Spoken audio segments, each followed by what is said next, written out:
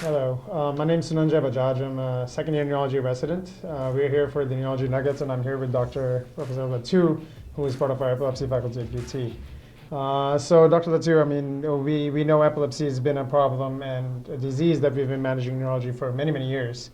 However, AI seems to be the next frontier of management and diagnosis of epilepsy. So, what has your experience been so far, and where do you see this use of AI going forward? Well, I think we are at a particularly interesting time in the field. I'm obviously not an AI expert, but I see very much that our future is intricately woven into the field of AI.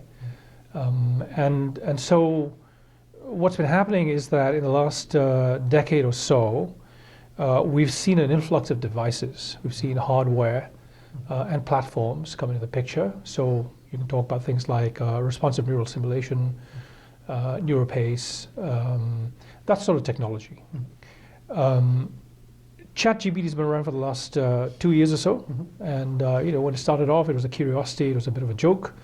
But now, fast forwarding just 2 years, it's very much here to stay, and this is just the beginning.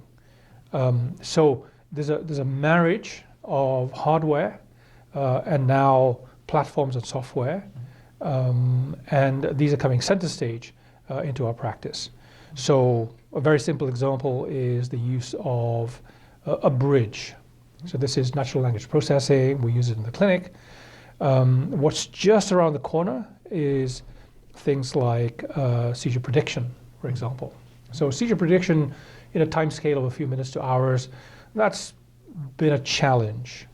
But with ultra long-term monitoring and the devices and the software capabilities that allow us to do that, we are now at a point where we can predict seizures over time scales that are weeks to months long.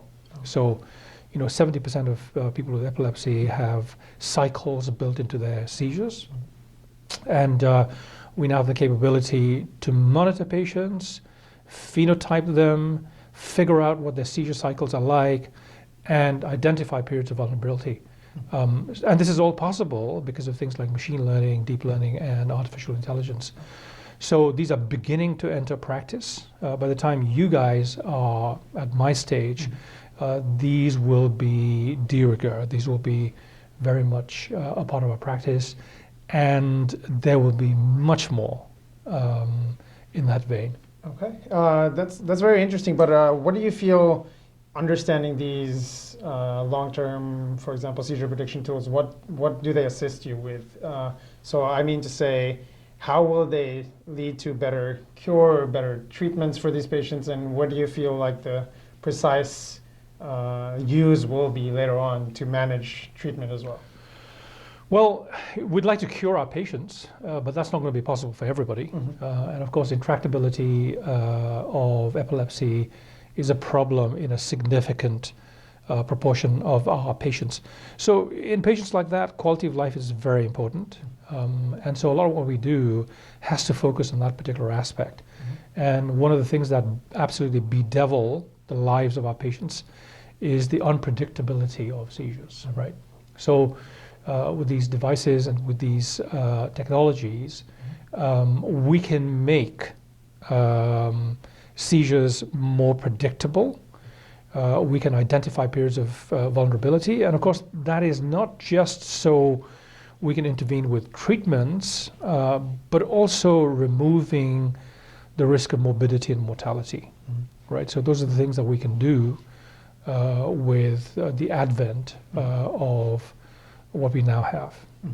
And just to make a small switch here as well, I feel like some of the advantages of this kind of technology is also that we are uncovering things about disorders which are previously termed idiopathic, where we know now there's a lot of genetic underlying or underpinning to it. How do you feel the management of genetic epilepsies going forward and precision medicine is going to be with the use of these disorders, or with the use of these devices, or even without? There is a marriage of the two, but in my view, what's happening in genetics right now in our field, of course, to medicine in general, but to our field in particular, is extremely exciting because we understand that only a small proportion of patients have monogenic epilepsies, right? So less than 10% of patients with epilepsy have a single gene disorder.